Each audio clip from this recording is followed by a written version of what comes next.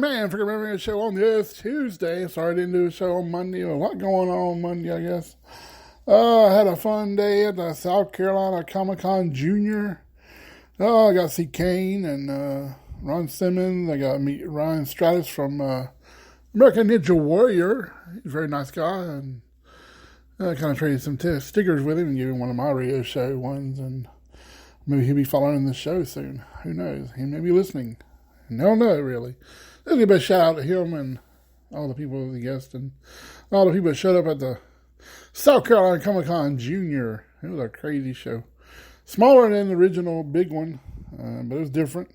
First time they ever had one of these. My second time going to one of these things. They need to plan it a little bit better than what they did on a Sunday, because this church down there is having a fall festival right in the middle of it. And that made the parking a little more harder and everything else to get to. With that going on. I ain't trying to have to walk by in the middle of all that and going upstairs the way I had to walk. With a walker all the way, carried it up flights of stairs, and this time I didn't go back down the stairs. I had a little bit easier help this time getting out of there, because where I parked, it was around on the other side where they actually had handicap parking for me, that God. And just found out we're going to, in July 6th, we're going to the mixtape tour of the New Kids on the Block with Rick Astley. Trying to remember who else. In Vogue, Salt and Pepper. I think that's it. I'll have to go back and look. I'll have to share that over on the page. And I already went to the first one, got to see, in 2019, I got to go to the New Kids on the Block singing Salt and Pepper. Tiffany. And, oh my God, like Debbie Gibson and another group. I can't even think now. Playing some music there. Sorry about that. I got to see, I can't even think. Not tag team. I can't even think the other group was in there. I have the t-shirt from that concert. My wife said if I want another one this year, that's for Christmas. I don't know if they're going to make them yet. That's pretty far off right now for that concert. I'd like to have another one for that one. In December, I go to Savannah to see Gabriel Iglesias, Fluffy, and Savannah, Georgia. That'll be a fun thing to do. And had fun geocaching over the weekend. Got my sticker I needed to. My wife and me and her are going to do a show on geocaching where she was in that little thing in Rome, Georgia. Another fun thing we're going to be talking about here on the podcast whenever we get this set up and running and everything. We're going to do it on my show, and I'm having her on my show, and we're going to talk about that. Atlanta Braves are playing the Milwaukee Brewers this Friday. I think that's right. For the division rivalry going up. Then we'll go on to the National League Championship game. From there, I'm hoping Atlanta keeps moving on. We got to play in Milwaukee the first game I saw. That's not good. The 49ers lost. Green Bay Packers won. Falcons lost. I think Panthers lost. I don't know if Vegas last night won or not. I know Hunter Renfrow put a big move on the LA Ram player. They went after the ball on the inside, man. He went after that guy and nailed him and knocked the ball loose. And when he was trying to go for it there, I saw that video and I shared it on my page. But that was kind of interesting there. I don't know how many of y'all came out to South Carolina Comic-Con Junior. You can't miss me around there because I was hanging around. Sitting there, I was taking pictures of Kane. I took a picture of Ron Simmons. I have shared those on the Facebook /GreaterMan45 and stuff. And I took a little bit of pictures of RD2 and some other, like another RD2, but it's a different version of him in a brown, red color. This guy was walking around making them talk and stuff. It's kind of cool. Now some other cartoon character guy does voices for different things. I didn't know who he was exactly. I don't, understand that guy. I've seen him on stuff, and I don't know much about him. But I had fun. That's all I can say. I can have fun, and I had fun doing geocaching for the last 2 days and catching up and getting to climb the mountain thing and sticker for that thing there. My Great American Radio Show stickers are in these geocaches and places I went to. You can find some of my stickers hidden throughout most of the area.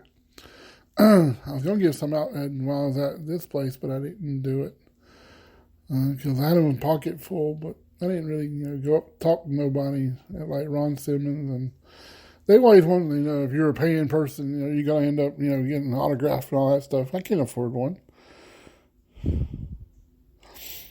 and everything. I could afford to. Back in the day, you could get an autograph from a wrestler, like car shows and food shows or whatever. I did a Ric Flair free. Walked up, got my thing autographed, and walked right back out. I met NASCAR drivers the same way, baseball players, but I never paid anything above so much to get just to take a picture with them. Come on. You can take all the pictures you want of them by themselves, but they'll charge you to do a selfie with them on your own phone. That's what's funny about it. If I was a person famous and signing autographs, I hope to be able to be that one day. I'm going to do them for free. And take pictures with people. I don't care. They can give me a tip for it. I don't care. They can give me a little money. They're paying me to be there anyway, probably. And I remember getting paid for being there. Why have to charge to take pictures or sign autographs? Come on. You're making enough money already. I know you're taking some time out to come to this, but still, I hate to, jump on stuff, bandwagon crazy mess, but I ain't no bandwagon person. I've been watching wrestling since 1984. I've been getting mid to big time autographs from big time stars. I had people give them to me because I couldn't get the two where I got or gone and got them, or they, people pick up stuff for me all the time. I have 2 books full of autographs right now. Some I did buy, but I didn't pay that arm and a leg for them. I bought them offline, and it was authenticated and it was certified. Like Monica Sellis, my parents got me one of hers. And I have her agent sign one and got me one signed by her and sent to me. Usually if you know their agents, they'll send stuff to you. You get to talking to them nicely and stuff. I found out in football, college football players that went in the NFL. I had their agent all the time sending me stuff. He sent me a Marcus Lattimore one I got from the agent. It was signed by Marcus. And, I always was chatting back and forth with half of these people because they know who I was and everything. And you learn how to do things that way. And, I used to could get, these fan packs from different things. Now they slow down on that stuff because too many people asking for them, and I could get a lot back in the days. That's how I got a Green Bay Packer one. I sent a letter and wrote it, and mailed it to them. They sent me one back. Same thing with the 49ers. I got one of the actual tickets. It looks like the tickets to the first game when they was at the new Levi Stadium. It's like a big boarded tickets in a box. I kept it because I never go to the game. But it's kind of cool item to have in your collection and stuff and everything. It's a big thing. You do what you do and stuff. And I've been doing that for many years. I've been collecting baseball, football cards over so many years. I have a 1981 Joe Montana rookie card from 1981 when I was collecting packs, going to my grandpa on Sundays to check out the store and make sure the store he was running, the manager of Community Cash here in South Carolina. If you know what that is here, if you live in the South, heard of those stores. And he used to go and check the alarms on Sundays. We used to tell us to get a candy bar, or I always got packs of cards, always with the ones with the gum in them and everything, and it's kind of cool. I started doing this thing with the scored cards. It's like score a card company thing, and I was making pretty good money on it, because I was like, okay, this is helping me get a little cash. I need it right now. And then they slowed me down and said I wasn't doing it right or something. I was scoring them too fast. If you look at a card really good, you can tell it. But if you got a lot up there, you're gonna go through them pretty quick. If you looked at the same thing and noticed the same items in front and back, and you're a card collector your own self, you know what cards look like. I don't know what the deal is. Now they won't let me back in there. They banned me from the thing and only paid me the last one really cheap. I'm gonna make another killing. Maybe I need, that was pretty fun. Now to ban me, come on. I've been wanting to be, there's my big dream right now is to be a manager on the sideline. I'm at ringside one time in the chair sitting. And I'll get up and maybe do something if he needs me. They want me to do something funny or crazy. They don't call me Greg the Man for nothing. But I know I've been mentioning this crazy stuff on AEW. I did the MJF earlier on Twitter. I said the Greg Man is coming to AEW. Who knows? I might show up. I'm begging him to come to Greenville, South Carolina. I went backstage in 2003. Got to see Kane and Goldberg both up close. I always tell the story. I'll never forget what Goldberg told this guy when he got down in the football stand. You better mean it, buddy. I think it was something like that. And everything. And this, I'm sitting back here. And everything. And it's a fun thing to do. My voice wants to go. This is a fun thing to do. I have my own media pass. I've been doing the show for 2 years. I'm getting close to 500 episodes. I'm up to 480 something now. And my wife's been supportive. My parents were very supportive. They came out with my first logo t-shirt. Before I even started doing podcasts, they came out with the Greg Man Radio Show on a t-shirt. It's gray. I still have it.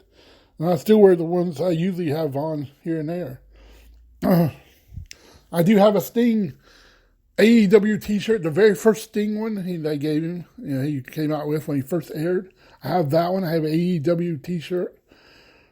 I have the very first Sting TNA t-shirt in my collection. I have a WCW jacket with Sting and the blonde hair on the back of that t-shirt, on that back of that jacket.